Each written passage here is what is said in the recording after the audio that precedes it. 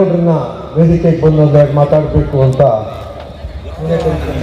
ಯಾರಿಗೆ ಗೊತ್ತಿಲ್ಲ ಹೇಳಿ, ಕನ್ನಡ ಹೋರಾಟಗಾರರಲ್ಲಿ ಮುಂಚೂಣಿಯಲ್ಲಿರುವಂತಹ ನಾಯಕ. ಯಾವುದೇ ಹೋರಾಟ ಆದ್ರೂ ಕೂಡ ಅದನ್ನ ಜಯಿಸಿಕೊಂಡು ಸರ್ಕಾರದ ಮಟ್ಟದಲ್ಲಿ ಪ್ರಭಾವ ಬೀರಿ ಆ ಹೋರಾಟಕ್ಕೆ ತಾರ್ಕಿಕ ಅಂತ್ಯವನ್ನ ಕಾಣುವ ಮೂಲಕ ಸ್ವಾಗತ ಮಾಡೋಣ ನಾರಾಯಣಗೌಡರನ್ನ, ಅಧ್ಯಕ್ಷರು ಕರ್ನಾಟಕ ರಕ್ಷಣಾ ವೇದಿಕೆ.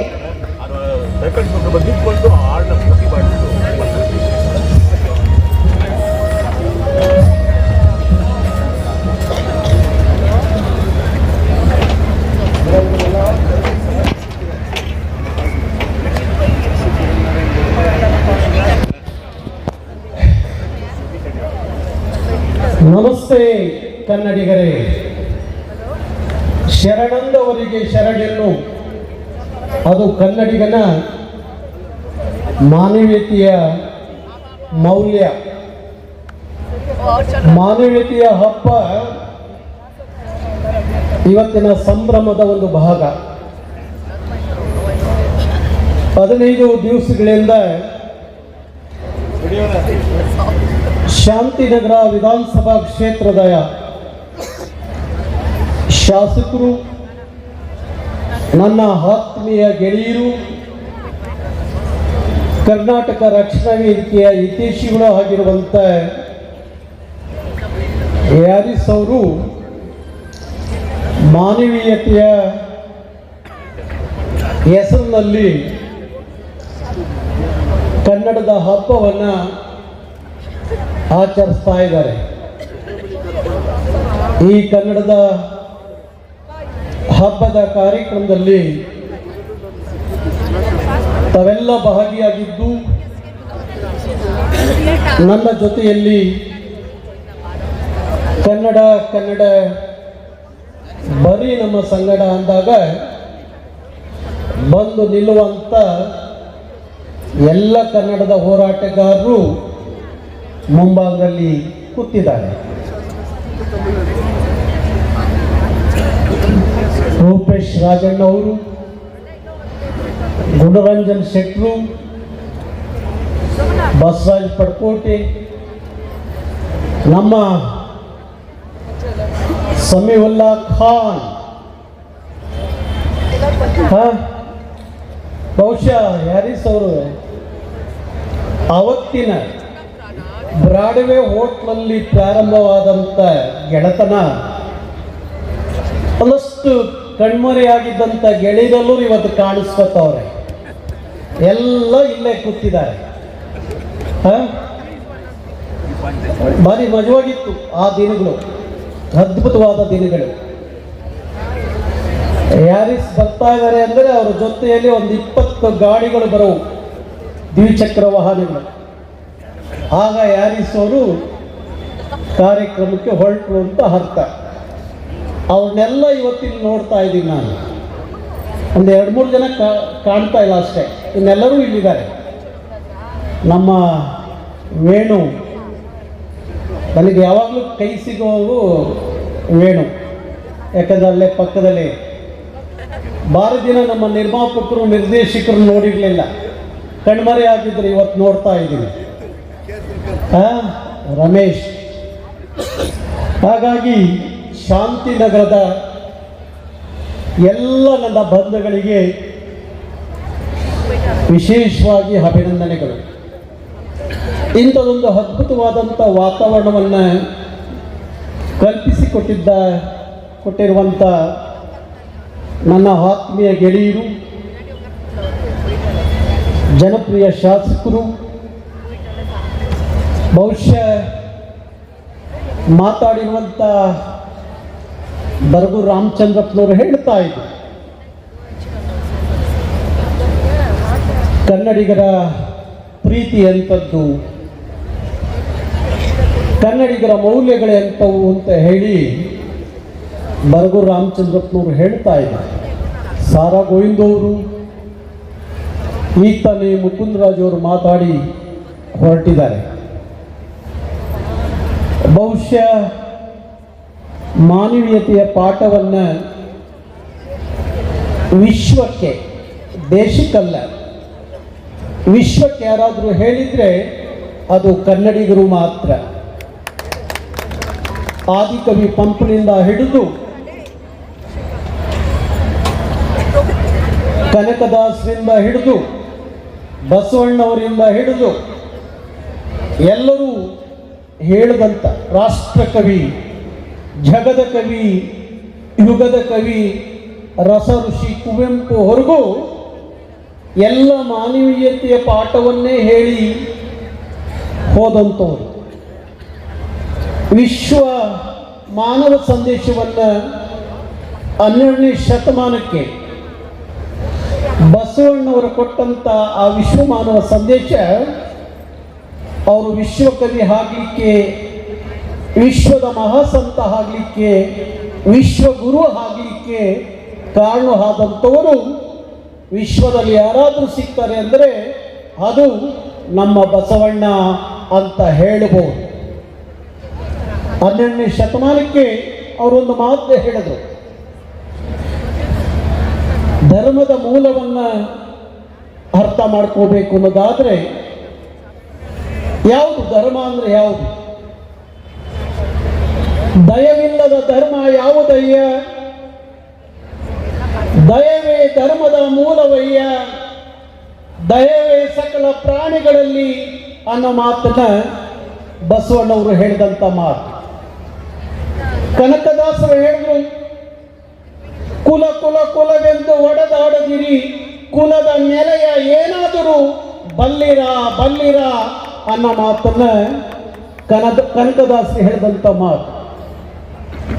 ಸಿಲಕದಿರಿ ಮತವೆಂಬ ಮೋಹದ ಜ್ಞಾನಕ್ಕೆ, ಮತಿಯಿಂದ ದುಡಿರೈ ಲೋಕಹಿತಕ್ಕೆ, ಆ ಮತದ ಈ ಮತದ ಹಳೆ ಮತದ ಹೊಸ ಮತದ ಸಹವಾಸ ಸಾಕಿನ್ನು ಸೇರಿರೈ ಮನುಜ ಮತಕ್ಕೆ, ಓ ಬನ್ನಿ ಸೋದರರೈ ವಿಶ್ವಪಥಕ್ಕೆ ಅಂತ ಕರೆ ಕೊಟ್ಟವರು ರಾಷ್ಟ್ರಕವಿ ಕುವೆಂಪು ಅವರು. ಹಾಗಾಗಿ ಇಡೀ ಜಗತ್ತಿಗೆ ಮಾನವೀಯ ಮೌಲ್ಯಗಳ ಪಾಠವನ್ನು ಹೇಳಿಕೊಟ್ಟಂಥ ನಾಡು ಯಾವುದಾದ್ರೂ ಇದ್ರೆ ಅದು ಕನ್ನಡದ ನಾಡು. ಬರ್ಗು ರಾಮಚಂದ್ರಪ್ಪನವ್ರು ಚೆನ್ನಾಗಿ ಹೇಳಿದ್ರು, ಇಷ್ಟೆಲ್ಲ ಮಾನವೀಯತೆಯ ಪಾಠವನ್ನು ಹೇಳೋದು ಒಂದು ಕಡೆ ಆದರೆ ನಮ್ಮತನ ಅಂತ ಬಂದಾಗ, ನನ್ನ ಭಾಷೆ ಅಂತ ಬಂದಾಗ, ನನ್ನ ನೆಲಜಲ ಅಂತ ಬಂದಾಗ ನಾವು ಕಪ್ಪೆ ಹರೆಬೆಟ್ಟು ಶಾಸನದಲ್ಲಿ ಹೇಳುವ ಹಾಗೆ ಸಾಧುಗೆ ಸಾಧು ಮಾಧುರ್ಯಂಗೆ ಮಾಧುರ್ಯಂ ಬಾಧಿಪ್ಪ ಕಲಿಗೆ ಕಲಿಯುಗದ ವಿಪರೀತನ್ ಅನ್ನೋ ಮಾತನ್ನ ಅವತ್ತು ಕಪ್ಪೆ ಹರೆಬೆಟ್ಟು ಶಾಸನದಲ್ಲಿ ಕನ್ನಡಿಗರ ಗುಣಗಾನವನ್ನು ಮಾಡಿದಂತು. ಪ್ರೀತಿ ಮಾಡೋರನ್ನ ಪ್ರೀತಿ ಮಾಡ್ತೀವಿ, ಗೌರವ ಕೊಡೋರಿಗೆ ಗೌರವ ಕೊಡ್ತೀವಿ. ಅಗೌರವವಾಗಿ ನಡ್ಕೊಂಡ್ರೆ, ನಮ್ಮನ್ನು ಕೆಣಕಿರೆ ನಾವು ಸಹಿಸಲ್ಲ ಅನ್ನೋದನ್ನ ಅವತ್ತಿನ ಕಾಲಕ್ಕೆ ಹರೆಬೆಟ್ಟ ಶಾಸನದಲ್ಲಿ ಆ ಮಾತನ್ನು ಹೇಳಿದಂಥದ್ದು. ಹಾಗಾಗಿ ಕನ್ನಡಿಗರು ಬಹುಶಃ ಇಡೀ ಭಾರತವನ್ನು ತಮಿಳುನಾಡಲ್ಲಿ ನೋಡೋಕ್ಕೆ ಸಾಧ್ಯ ಇಲ್ಲ, ಇಡೀ ಭಾರತವನ್ನು ಆಂಧ್ರ ಪ್ರದೇಶದಲ್ಲಿ ನೋಡೋಕ್ಕೆ ಸಾಧ್ಯ ಇಲ್ಲ, ಇಡೀ ಭಾರತವನ್ನು ಕೇರಳದಲ್ಲಿ ನೋಡೋಕ್ಕೆ ಸಾಧ್ಯ ಇಲ್ಲ, ಇಡೀ ಭಾರತವನ್ನ ಉತ್ತರ ಭಾರತದ ರಾಜ್ಯಗಳಲ್ಲಿ ನೋಡಕ್ ಸಾಧ್ಯ ಇಲ್ಲ, ಇಡೀ ಭಾರತವನ್ನ ನೋಡ್ಲಿಕ್ಕೆ ಸಾಧ್ಯ ಅನ್ನೋದಾದ್ರೆ ಅದು ಕರ್ನಾಟಕದ ಬೆಂಗಳೂರು ಮಹಾನಗರದಲ್ಲಿ ಮಾತ್ರ ಅನ್ನೋದನ್ನ ಯಾರೂ ಮರೆಯೋಗಿಲ್ಲ. ಶಾಂತಿನಗರ ಸರ್ವ ಜನಾಂಗದ ಶಾಂತಿಯ ತೋಟ ಅಂತೇಳಿ ಹೇಳುವಂತ ದಿನ ಅವತ್ತು ಇರಲಿಲ್ಲ.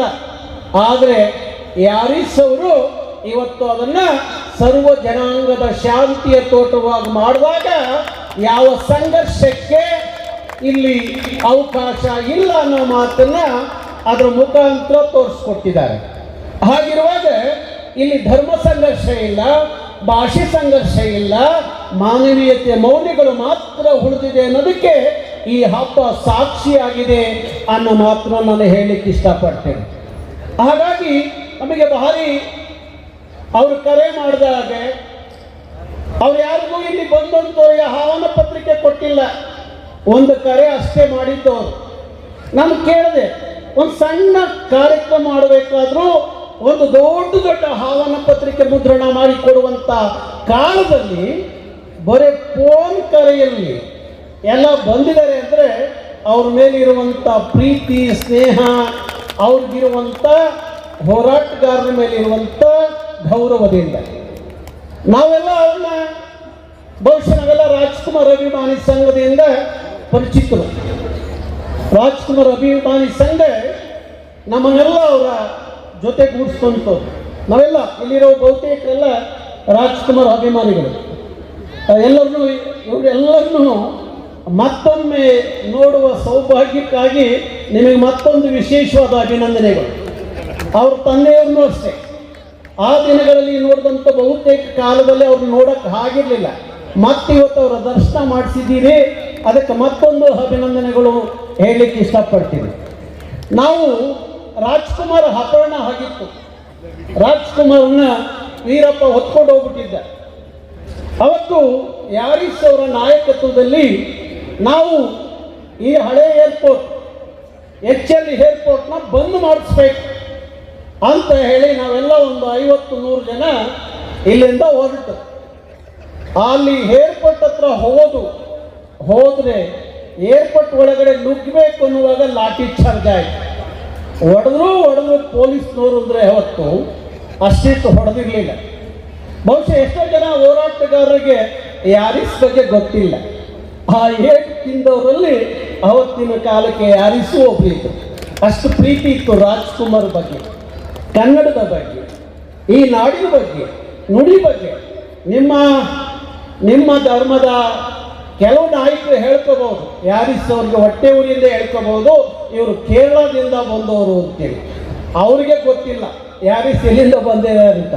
ಆದರೆ ನಮ್ಮಂಥ ಹೋರಾಟಗಾರರಿಗೆ ಗೊತ್ತು ಯಾರಿಸ್ ಯಾವ ರಾಜ್ಯಗಳ ಮೂಲ ಅಲ್ಲ, ಅದು ಈ ನೆಲದ ಮೂಲ, ಕನ್ನಡದ ಪವಿತ್ರವಾದ ಮಣ್ಣಿನ ಮೂಲ. ಹಾಗಾಗಿ ಅಂಥ ಯಾವುದೇ ಮಾತುಗಳಿಗೆ, ಕೊಳ್ಳು ಮಾತುಗಳಿಗೆ ಅವಕಾಶ ಇಲ್ಲ ಅನ್ನೋದನ್ನ ನಾನು ಮತ್ತೊಮ್ಮೆ ಸಾಬೀತು ಮಾಡಲಿಕ್ಕೆ ಇಷ್ಟಪಡ್ತೇನೆ. ಹಾಗಾಗಿ ಅವರ ಕನ್ನಡದ ಕಾಳಜಿ, ಪ್ರೀತಿ, ಕನ್ನಡದ ಬಗ್ಗೆ ಇದ್ದಂಥ ಅಭಿಮಾನ, ಬಹುಶಃ ಅವ್ರ ಜೊತೆಲಿದ್ದವರು ಯಾರು ಮುಸಲ್ಮಾನರ ಹುಡುಗರು ಇರಲಿಲ್ಲ. ಇದ್ದಂಥವರೆಲ್ಲ ಅಪ್ಪಟ ಕನ್ನಡದ ಹುಡುಗರು, ಅವತ್ತಿಗೂ ಅಷ್ಟೇ ಇವತ್ತಿಗೂ ಅಷ್ಟೇ. ಹಾಗಾಗಿ ಆ ಕನ್ನಡದ ನೈಜವಾದ ಪ್ರೀತಿ, ಕಾಳಜಿ, ಬದ್ಧತೆ ಇಷ್ಟೆಲ್ಲ ಮಾಡಲಿಕ್ಕೆ ಏನು ಸಾಧ್ಯ ಆಗುತ್ತೆ ಅಂದರೆ ಅದು ನೈಜವಾಗಿದ್ದಾಗ ಮಾತ್ರ. ಅಂತರಂಗದಲ್ಲಿ ಬರಬೇಕದು, ಬ್ಲಡ್ಡಲ್ಲಿ ಬರಬೇಕು ಅಂತಾರಲ್ಲ, ರಕ್ತದಲ್ಲಿ ಬರಬೇಕು ಅಂತಾರಲ್ಲ, ಆ ರಕ್ತದಲ್ಲಿ ಆ ಕನ್ನಡ ಅನ್ನೋದು ಅವ್ರಿಗೆ ಇದ್ದ ಕಾರಣ ಇಂಥದ್ದೊಂದು ಕಾರ್ಯಕ್ರಮಕ್ಕೆ ಸಾಕ್ಷಿಯಾಗಿದೆ. ಇಲ್ಲಿ ತುಂಬ ಜನ ಮಹಿಳೆಯರು ಕೂತಿದ್ದಾರೆ. ಬಹುಶಃ ನೀವು 2 kg 3 kg ಬಂಗಾರ ಹಾಕೊಂಡ್ರು ಅಷ್ಟು ಚಂದವಾಗಿ ಕಾಣ್ತಿರ್ಲಿಲ್ಲ. ನೋಡ್ರಿ, ಈ ಕನ್ನಡದ ಶಾಲು ನಿಮ್ಮನ್ನ ಎಷ್ಟು ಚೆನ್ನಾಗಿ ಕಾಣಿಸ್ತಾ ಇದೆ. ಹಾಗಾಗಿ ನೀವು ಯಾವ ಶಾಲು ಹಾಕುತ್ತೀರೋ ಗೊತ್ತಿಲ್ಲ ನನಗೆ, ಇದನ್ನು ಕಾಯಮಾಗಿ ಹಾಕೊಂಡ್ಬಿಡ್ರಿ, ಯಾವ ಪಕ್ಷದವರು ಆದ್ರೂ ಚಿಂತೆ ಇಲ್ಲ. ಹಾಗಾಗಿ ಇದೊಂದು ಅದ್ಭುತವಾದಂಥ, ಅರ್ಥಪೂರ್ಣವಾದಂಥ, ಭಾರಿ ಒಳ್ಳೆಯ ಹೆಸರನ್ನ ಆಯ್ಕೆ ಮಾಡಿಕೊಂಡಿದ್ದಾರೆ, ಮಾನವೀಯತೆ. ಬಹುಶಃ ಫಸ್ಟು ನಾನು ಹೇಳೋದೊಂದು ಅದು ರಾಜಕಾರಣದಿಂದಲೇ ಸ್ಟಾರ್ಟ್ ಆಗಬೇಕು. ನಿಮಗೆ ಯಾರಿಸೋದು ಹೊರತುಪಡಿಸಿ ಹೇಳ್ತಾ ಇದ್ದೀನಿ, ನಿಮ್ಮ ರಾಜಕಾರಣಿಗಳಿಗೆ ಮಾನವೀಯತೆ ಬಂದ್ಬಿಟ್ರೆ ಬಹುಶಃ ಇಡೀ ದೇಶ ಸಮೃದ್ಧವಾಗಿ ಆನಂದಮಯವಾಗಿ ಇರುತ್ತೆ. ಹಾಗಾಗಿ ಆ ಮಾನವೀಯತೆಯನ್ನು ಯಾವ ಜಾತಿಯ ಆಧಾರದ ಮೇಲೆ, ಧರ್ಮದ ಆಧಾರದ ಮೇಲೆ, ಕುಲಗೋತ್ರಗಳ ಆಧಾರದ ಮೇಲೆ ನೋಡದೆ ಇವನು ಮನುಷ್ಯ ಅನ್ನಪ್ಪ, ಮನುಷ್ಯ ಕಣಯ್ಯ, ಅವನು ಪ್ರೀತಿ ಮಾಡಬೇಕು ಅನ್ನೋದನ್ನ ಕಲ್ತ್ಕೊಂಡ್ಬಿಟ್ರೆ ಅದಕ್ಕಿಂತ ಮಾನವೀಯತೆ ಯಾವುದೂ ಇಲ್ಲ. ನೋಡ್ರಿ, ಹಿಂದೂ ಅವನ ರಕ್ತದಲ್ಲಿ ಕೇಸರಿಯನ್ನು ನೋಡೋಕ್ಕಾಗೋದಿಲ್ಲ, ಮುಸಲ್ಮಾನರ ರಕ್ತದಲ್ಲಿ ಹಸಿರು ನೋಡೋಕ್ಕಾಗೋದಿಲ್ಲ, ಕ್ರೈಸ್ತರ ರಕ್ತದಲ್ಲಿ ಬಿಳಿ ನೋಡಲಿಕ್ಕೆ ಏನಾಗೋದಿಲ್ಲ, ಎಲ್ಲರ ರಕ್ತವೂ ಕೆಂಪೆ. ಹಾಗಿರುವಾಗ ಆ ಮೌಲ್ಯಗಳು, ಮನುಷ್ಯತ್ವ ಇಲ್ಲದೆ ಹೋದರೆ ಇನ್ನೇನೂ ಸಹ ಜಗತ್ತಿಗೆ ನಾವು ಕೊಡಲಿಕ್ಕೆ ಸಾಧ್ಯ ಇಲ್ಲ. ಮನುಷ್ಯನ ಪ್ರೀತಿ ಮಾಡಿಬಿಟ್ರೆ ಅದಕ್ಕಿಂತ ದೊಡ್ಡದು ಯಾವುದೂ ಇಲ್ಲ. ಹಾಗೆ ಮನುಷ್ಯನ ಪ್ರೀತಿ ಮಾಡಬೇಕು ಅನ್ನೋದು ಅವರ ಬಯಕೆ ಮತ್ತು ಈ ಕಾರ್ಯಕ್ರಮದ ಉದ್ದೇಶ. ಶಾಂತಿನಗರದಲ್ಲಿ ಒಂದು ಕಾಲಕ್ಕೆ ಒಂದಷ್ಟು ಭಾಷಾ ಅಲ್ಪಸಂಖ್ಯಾತರ ಒತ್ತಡ ಇತ್ತು. ಆದರೆ ಹ್ಯಾರಿಸ್ ಅವರು ಶಾಸಕರಾದ ನಂತರ ಆ ಯಾವ ತಾರತಮ್ಯವೂ ಇಲ್ಲ, ಯಾವ ಸಂಘರ್ಷವೂ ಇಲ್ಲ, ಎಲ್ಲರೂ ಸಹ ಕನ್ನಡವನ್ನು ಪ್ರೀತಿ ಮಾಡ್ತಾರೆ. ನಾನು ಅದಕ್ಕೆ ಇತ್ತೀಚಿನ ದಿನಗಳಲ್ಲಿ ದಕ್ಷಿಣ ಭಾರತದ ಪರಿಕಲ್ಪನೆಯನ್ನು ಇಟ್ಟುಕೊಂಡು ದ್ರಾವಿಡ ಭಾಷೆಗಳ ಮೂಲಗಳ ಬೇರುಗಳನ್ನು ಇಟ್ಟುಕೊಂಡು ಯಾವ ಉತ್ತರ ಭಾರತದ ಅಲ್ಲಿಯ ರಾಜಕಾರಣಿಗಳು ಅಲ್ಲಿಯ ಸರ್ಕಾರಗಳ ತಾರತಮ್ಯವನ್ನು ನೋಡಿದಾಗ ದಕ್ಷಿಣ ಭಾರತವನ್ನು ದ್ರಾವಿಡ ಭಾಷೆದ ಮೂಲಗಳನ್ನು ಎಲ್ಲೋ ಈ ದೇಶದ ಒಕ್ಕೂಟ ಭಾರತದಲ್ಲಿ ತಾರತಮ್ಯ ಮಾಡ್ತಾ ಇದ್ದಾರೆ ಅಂದಾಗ ನಾನು ಇಡೀ ದಕ್ಷಿಣ ಭಾರತವನ್ನು ಒಗ್ಗೂಡಿಸಬೇಕು, ಆ ಎಲ್ಲ ಮುಖಂಡಗಳ ಜೊತೆಯಲ್ಲಿ ಮಾತಾಡಬೇಕು. ಒಂದಿನ ದೆಹಲಿಯಲ್ಲಿ ಕೂತ್ಕೊಂಡು ದಕ್ಷಿಣ ಭಾರತದ ಒಕ್ಕೂಟದಲ್ಲಿ ಇದೆಯಾ ಅನ್ನುವ ಪ್ರಶ್ನೆಯನ್ನ ತಗೊಂಡು ಹೋಗಬೇಕು ದೆಹಲಿಗೆ ಅಂತ ಹೇಳಿ ದೊಡ್ಡ ಕನಸನ್ನ ಕಟ್ಕೊಂಡಿರೋ ನಾನು. ಹೇಳ್ತಾ ಇದ್ರು ಗೋವಿಂದ್, ದ್ವಿಭಾಷಾ ಸೂತ್ರ ಜಾರಿಗೆ ಬರಬೇಕು ಅಂತ ಹೇಳಿ. ಹೌದು, ಯಾಕೆಂದ್ರೆ ಬಹುತೇಕ ರಾಜ್ಯಗಳಲ್ಲಿ ಇವತ್ತು ದ್ವಿಭಾಷಾ ಸೂತ್ರ ಇದೆ. ತಮಿಳುನಾಡಲ್ಲಿ ತಮಿಳು ಇಂಗ್ಲಿಷ್, ಆಂಧ್ರದಲ್ಲಿ ಅಲ್ಲಿಯ ತೆಲುಗು ಮತ್ತು ಇಂಗ್ಲಿಷ್, ಮಹಾರಾಷ್ಟ್ರದಲ್ಲಿ ಮರಾಠಿ ಮತ್ತು ಇಂಗ್ಲಿಷು, ತಮಿಳುನಾಡು ಎಲ್ಲ ರಾಜ್ಯಗಳಲ್ಲಿ ಅವರ ಭಾಷೆ ಇಟ್ಕೊಂಡಿದ್ದಾರೆ. ಇಲ್ಲಿ ಯಾಕೆ ತ್ರಿಭಾಷಾ ಸೂತ್ರ ಬೇಕು, ನಮಗೂ ದ್ವಿಭಾಷಾ ಸೂತ್ರ ಸಾಕು ಅನ್ನುವ ಒತ್ತಾಯವನ್ನ ನಾವು ಮಾಡಲಿಕ್ಕೆ ನಿಂತಿದ್ದೀವಿ. ಅದಕ್ಕೋಸ್ಕರ ನಮಗೆ 2 ಭಾಷೆ ಸಾಕು. ನೋಡಿ, 2024ರಲ್ಲಿ 94,000 ಕನ್ನಡದ ಮಕ್ಕಳು ಹಿಂದಿ ಒಂದು ಭಾಷೆಯಿಂದ SLCಯಲ್ಲಿ ಫೇಲ್ ಆದಂಥದ್ದು. ಒಂದು ಹಿಂದಿ ಭಾಷೆಯಿಂದ 94,000 ಮಕ್ಕಳು ಕನ್ನಡಿಗರು ಫೇಲ್ ಆಗ್ತಾರೆ. 2025ರಲ್ಲಿ 1,14,000 ಜನ ಹಿಂದಿ ಒಂದು ಭಾಷೆಯಿಂದ SLCಯಲ್ಲಿ ಕನ್ನಡದ ಮಕ್ಕಳು ಫೇಲ್ ಆಗ್ತಾರೆ. ಅಂದರೆ ನಮಗೆ ಯಾಕೆ ಹಿಂದಿಯ ಅಗತ್ಯ? ಹಿಂದಿ ರಾಷ್ಟ್ರ ಭಾಷೆ ಅಂತ ಹೇಳಿ ಇಲ್ಲಿವರೆಗೂ ಸುಳ್ಳು ಪಳ್ಳು ಮಾತುಗಳನ್ನು ಆಡಿದ್ದಾಯಿತು. ಅದರ ಬಂಡವಾಳವನ್ನು ಆಚೆಗೆ ತಂದರು ನಮ್ಮಂಥ ಹೋರಾಟಗಾರರು. ಹಿಂದಿ ರಾಷ್ಟ್ರ ಭಾಷೆಯಲ್ಲ, ಅಧಿಕೃತವಾದ ಹಿಂದಿ ಈ ದೇಶ ರಾಷ್ಟ್ರ ಭಾಷೆಯಲ್ಲ ಅಂತ ಹೇಳಿ ರಾಷ್ಟ್ರ ಭಾಷೆಯಲ್ಲದ ಹಿಂದಿಯನ್ನು ಮೆರೆಸಲಿ ಕೊಟ್ಟಂಥವರಿಗೆ ಹಿಂದಿ ರಾಷ್ಟ್ರ ಭಾಷೆಯಲ್ಲ ಅಂತೇಳಿ ಅದರ ಹಣೆಬರವನ್ನು ತೆರೆದಿಟ್ಟವರು ನಮ್ಮಂಥ ಕನ್ನಡ ಹೋರಾಟಗಾರರು. ಹಾಗಾಗಿ ಈ ದೇಶದಲ್ಲಿ ಎಲ್ಲ ಭಾಷೆಗಳನ್ನು ಸರಿಸಮಾನವಾಗಿ ನೋಡದೆ ಹೋದರೆ ಭಾರತ ಅನ್ನುವ ಒಕ್ಕೂಟದ ಪರಿಕಲ್ಪನೆಗೆ ಹೊಡೆತ ಬೀಳುತ್ತೆ ಎನ್ನುವ ಅರಿವು ಮೂಡಿಸುವಂಥ ಕೆಲಸವನ್ನ ದಕ್ಷಿಣ ಭಾರತೀಯರು ನಾವೆಲ್ಲ ಒಗ್ಗಟ್ಟಿನಿಂದ ಮಾಡಬೇಕಾಗತ್ತೆ, ಒಮ್ಮತದಿಂದ ಮಾಡಬೇಕಾಗತ್ತೆ. ನಾನು ನಮ್ಮ ಸಮೀವುಲ್ಲಾ ಅವರು ಇಲ್ಲೇ ಇದ್ದಾರೆ. ಅವರ ಮಸೀದಿಗೆ ಹೋದಂಥ ಸಂದರ್ಭದಲ್ಲಿ ಅವ್ರಿಗಿದ್ದಂಥ ನನಗೆ ಈ ಕೆಲವರು ಆಗಾಗ ನನ್ನ ಕೆಣಕ್ತಾ ಇರ್ತಾರೆ. ಈ ನಕಲಿ ದೇಶಭಕ್ತರು ನನ್ನ ಕೆಣಕ್ತಾ ಇರ್ತಾರೆ. ನಾರಾಯಣಗೌಡ್ರೆ, ನೀವು ಅಲ್ಲೋಗಿ ಕನ್ನಡ ಕೇಳ್ತೀರಿ, ಇಲ್ಲೋಗಿ ಕನ್ನಡ ಕೇಳ್ತೀರಿ, ಮಸೀದಿಲಿ ಕನ್ನಡ ಕೇಳಲ್ಲ ಅಂತ ಹೇಳಿ ನಾನು ಮಸೀದಿಗೂ ಹೋದೆ. ಬಹುಶಃ ಯಾರು ಹೋಗಿದ್ರು ಹೆಂಗೋ ಗೊತ್ತಿಲ್ಲ. ನಾನು ಸಮೀವುಲ್ಲವ್ರನ್ನ ಕರ್ಕೊಂಡು ಬಾರಪ್ಪ ಅದೇನು ನೋಡೇ ಅಂತ ಹೇಳಿ ಎಲ್ಲ ಮಸೀದಿಗಳಿಗೆ ಹೋಗಿ ಅಲ್ಲಿ ಧರ್ಮಗುರುಗಳ ಜೊತೆಯಲ್ಲಿ ಕುತ್ಕೊಂಡು ನಾವು ವಿನಂತಿ ಮಾಡಿಕೊಂಡು ಗೌರವದಿಂದ ಪ್ರೀತಿಯಿಂದ ಅವ್ರನ್ನ ಕೇಳಿಕೊಂಡು ನಿಮ್ಮ 4 ಶುಕ್ರವಾರ, ತಿಂಗಳ 4 ಶುಕ್ರವಾರದಲ್ಲಿ ಒಂದು ಶುಕ್ರವಾರ ನಿಮ್ಮ ಪ್ರಾರ್ಥನೆ, ನಿಮ್ಮ ಧರ್ಮ ಪ್ರಚಾರ, ಧರ್ಮ ಚಿಂತನೆ ಕನ್ನಡದಲ್ಲಿ ನಡಿಬೇಕು ಅಂತ ಹೇಳಿ ಅವ್ರು ಯಾರೂ ಇಲ್ಲ ಅಂತ ಹೇಳಲಿಲ್ಲ. ಈಗ ಪ್ರಾರಂಭ ಮಾಡಿದ್ದಾರೆ. ಸಮೀವುಲ್ಲಾ ಅವರ ಅಲ್ಲಿಯ ಮಸೀದಿಯಲ್ಲೇ ಪ್ರಾರಂಭ ಆಯಿತು. ಹಾಗಾಗಿ ಯಾರೂ ಕನ್ನಡದಿಂದ ದೂರ ಉಳಿದಿಲ್ಲ. ಯಾರೂ ದೂರ ಉಳಿದಿಲ್ಲ. ಯಾಕೆಂದರೆ ಕನ್ನಡವನ್ನು ಪ್ರೀತಿಸೋರು, ಕನ್ನಡವನ್ನು ಮಾತಾಡುವವರು ಒಬ್ಬ ರೈಮನ್ ಖಾನ್ ಆಗ್ತಾನೆ, ಒಬ್ಬ ನಿಸಾರ್ ಅಹಮದ್ ಆಗ್ತಾನೆ, ಒಬ್ಬ ಕರೀಂ ಖಾನ್ ಆಗ್ತಾನೆ, ಒಬ್ಬ ರಂಜಾನ್ ಸಾಬ್ ಆಗ್ತಾನೆ, ಒಬ್ಬ ರಂಜಾನ್ ದರ್ಗಾ ಆಗ್ತಾನೆ, ಒಬ್ಬ ಎಜಾಸುದ್ದೀನ್ ಆಗ್ತಾನೆ, ಒಬ್ಬ ಶಿಶುನಾಳ್ ಶರೀಫ್ ಆಗ್ತಾನೆ. ಕನ್ನಡವನ್ನು ಬಿಟ್ಟರು ಏನೂ ಆಗುವುದಿಲ್ಲ. ಅದಕ್ಕೋಸ್ಕರ ಕನ್ನಡ ಪ್ರೀತಿ ಮಾಡಿ, ಕನ್ನಡವನ್ನು ಬಳಸಿ, ಕನ್ನಡವನ್ನು ಬೆಳೆಸಿ ಅನ್ನೋ ಮಾತು ಹೇಳ್ತಾ ನಮ್ಮ ಜನಪದ ಕಲಾವಿದರು ಎಲ್ಲ ಅದ್ಭುತವಾದಂಥ ಕಲಾವಿದರು, ಇವರೆಲ್ಲ ಅದ್ಭುತವಾದಂಥ ಗಾಯಕರು ಈ ವೇದಿಕೆಯಲ್ಲಿ ಹಾಡ್ತಾ ಇದ್ದಾರೆ. ಪ್ರಾರಂಭದಲ್ಲಿ ಆ ವಾದ್ಯ ಜಾನಪದ ವಾದ್ಯಗಳು ನೋಡಿದ್ರೆ 70 ವರ್ಷದ ಮೂಲಕನೇ ಎದ್ದು ಕುಣಿಬೇಕು, ಹಂಗೆ ಬಾರಿಸಿರೋ. ಅದು ಕರ್ನಾಟಕದ ಜಾನಪದ ತಾಕತ್ತು, ಜಾನಪದ ಸಂಸ್ಕೃತಿಯ ತಾಕತ್ತು, ಜಾನಪದ ಕಲೆಯ ತಾಕತ್ತು. ಅದಕ್ಕೋಸ್ಕರ ಹ್ಯಾರಿಸ್ ಅವರು ಆದಷ್ಟು ಬೇಗ ಸಚಿವ ಸಂಪುಟದಲ್ಲಿ ನೋಡುವಂಥ ದಿನಗಳು ಬರಲಿ ಅನ್ನುವ ನನ್ನ ಕಾಳಜಿ, ಕಳಕಳಿ. ಹಾಗಾಗಿ ನಿಮ್ಮ ಶಾಂತಿನಗರದ ಆಯ್ಕೆ ಮತದಾರರಿಗೆ ಹೇಳ್ತೀನಿ, ಒಳ್ಳೆ ಆಯ್ಕೆ, ಕೈ ಬಿಡಬೇಡಿ ಯಾವತ್ತಿಗೂ. ಅವರು ಸಹ ನಿಮ್ಮನ್ನು ಕೈ ಬಿಡಲ್ಲ, ನೀವು ಅವ್ರನ್ನ ಕೈ ಬಿಡಲ್ಲ, ಕೈ ಬಿಡಬೇಡಿ. ಯಾಕಂದರೆ ಆದಷ್ಟು ಬೇಗ ನನ್ನ ಗೆಳೆಯ ಸಚಿವನಾದರೆ ನಾನೇ ಸಚಿವನಾದಷ್ಟು ಖುಷಿ ನನಗೆ.